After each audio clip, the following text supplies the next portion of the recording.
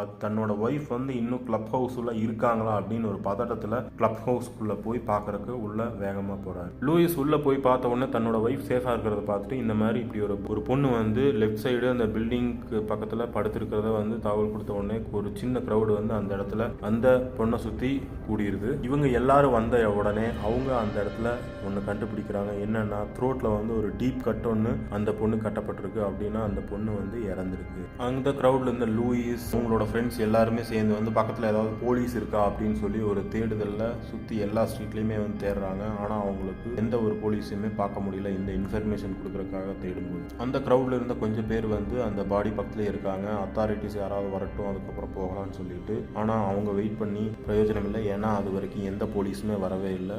அவங்க மட்டும்தான் அந்த பாடி பக்கத்தில் வெயிட் பண்ணிட்டு இருக்காங்க. இந்த கிரைம் சீன் நடந்து 1 கிலோமீட்டருக்குள்ளேயே இன்னொரு இடத்துலையும் இதை விட ஒரு பெரிய ஒரு சம்பவம் ஒன்று நடக்குது. சுமார் மார்னிங்